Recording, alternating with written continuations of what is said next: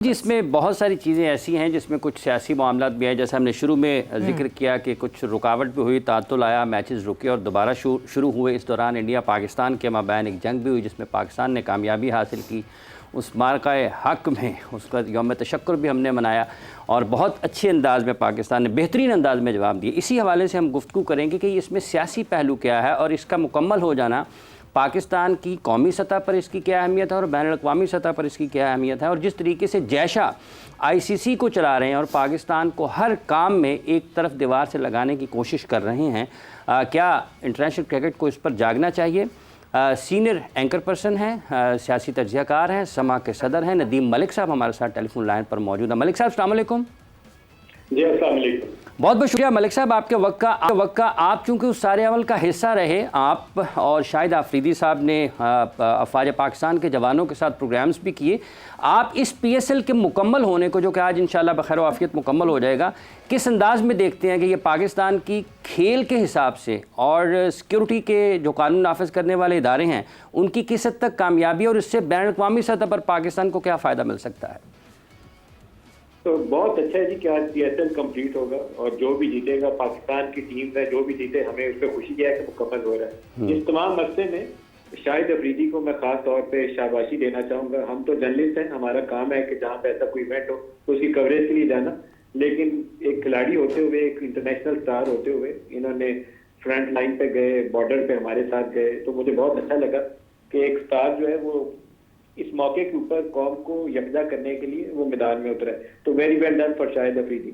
India की जो हरकत है क्रिकेट को सियासत के साथ जोड़ना, ये पहली दफा नहीं है। वो कोई टूर्नामेंट हो तो वो मौका जाने नहीं देते। अभी चैंपियंस ट्रॉफी में उन्होंने एक फसाद खड़ा कर दिया था कि हम पाकिस्तान नहीं जाएंगे, हालांकि पाकिस्तान इससे पहले वर्ल्ड कप खेलने इंडिया गया था और जाके सारे मैचेस वही खेले थे, कोई प्री कंडीशन अटैच नहीं की थी।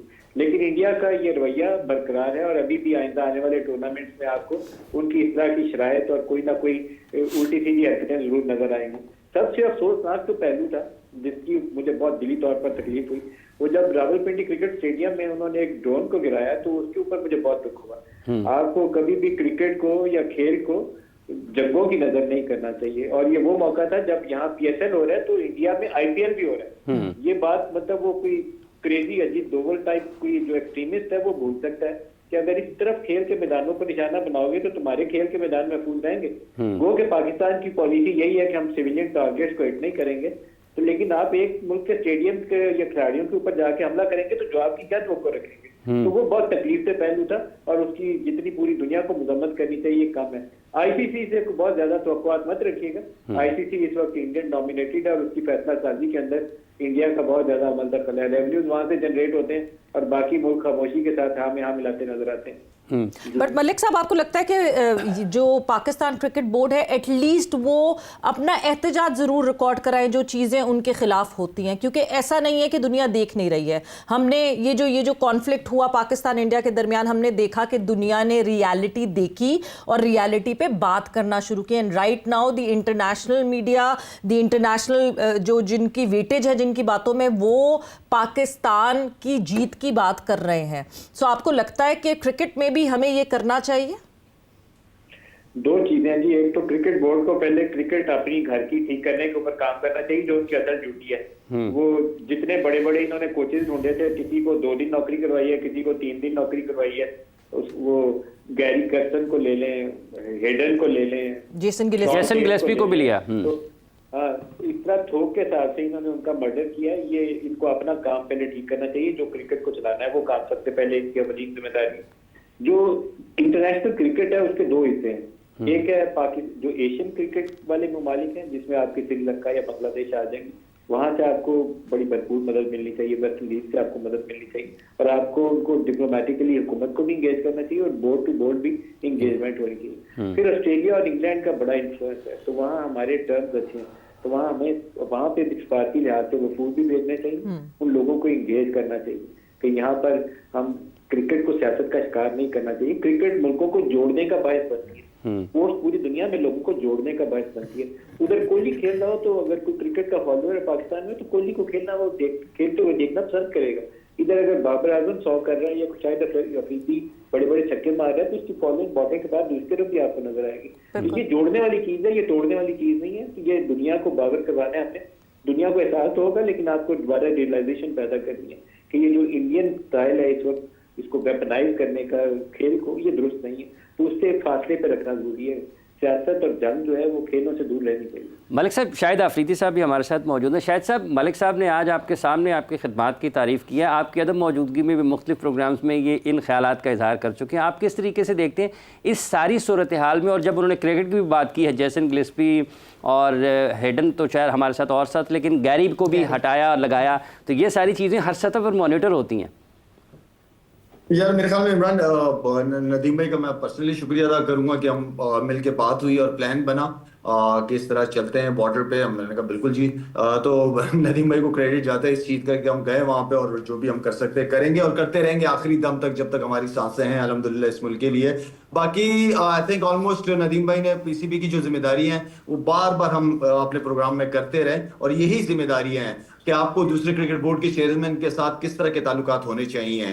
आपकी अपनी लॉबिंग करनी पड़ती है आपको जो पैसा है ना, पैसे से पैसा बनता है, आपको सही जगह पैसा इन्वेस्ट करने की जरूरत है कि मैं कहाँ इन्वेस्ट करने की जरूरत है। आपको अपनी लॉबिंग खुद करनी पड़ती है, अपने आप को खुद स्ट्रॉन्ग करना पड़ता है। जिस तरह नदीम भाई ने कहा कि आप डोमेस्टिक क्रिकेट को, अपने क्रिकेट को पहले पांव पे खड़ा करने की हमें जरूरत है। तो इंडिविजुअली हर बंदे की रिस्पॉन्सिबिलिटी है, जो जिस कुर्सी पे बैठा है, जिस चीज की हमें तवक्को है, उम्मीद है, वो जिम्मेदारियां पूरी करनी पड़ेंगी।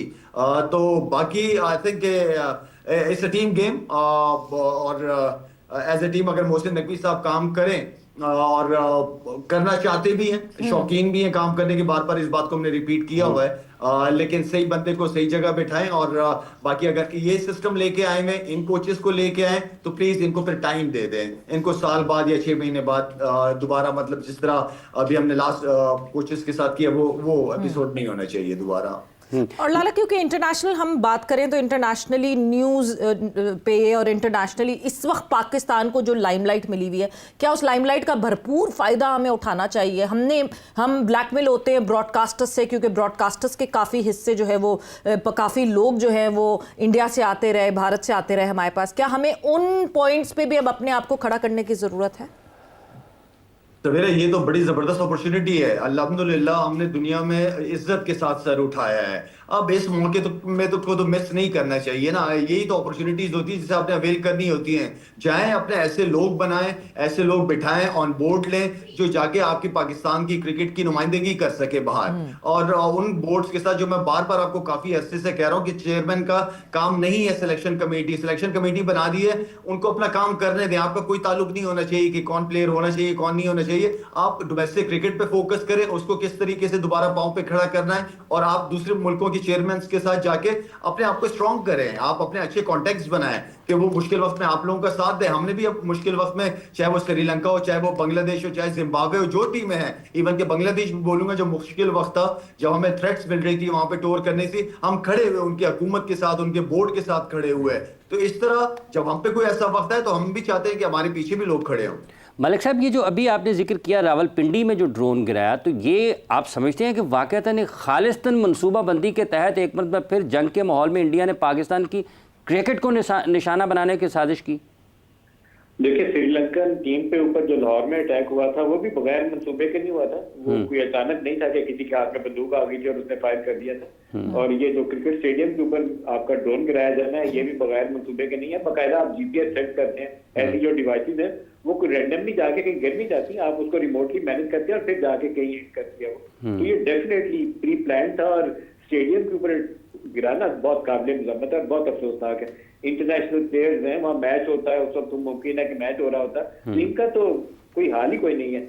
और वो कार्य ऐसे मौके पर हैं जब अपना भी आईपीएल हो रहा है, और फिर अपना आईपीएल भी कैंसिल करना पड़ा, क्योंकि किसी क्रेजी आदमी ने, एक्सट्रीमिस्ट माइंडसेट ने बैठ के सोच लिया था कि पाकिस्तान की क्रिकेट पे हमला एक दफा दोबारा करते हैं श्रीलंकन टीम के अटैक के बाद। तो लेकिन वो ये भूल गया कि यहाँ अपने घर में भी आईपीएल हो रहा है, हम उनके स्टेडियम को मारेंगे तो वहां से रद्दमल भी आ सकता है। तो ये दुरुस्त नहीं है। सिविलियन टारगेट्स को या स्पोर्ट्स को ऐसे कामों में एंगेज करना दोनों सूरतों में काबिल मजम्मत है।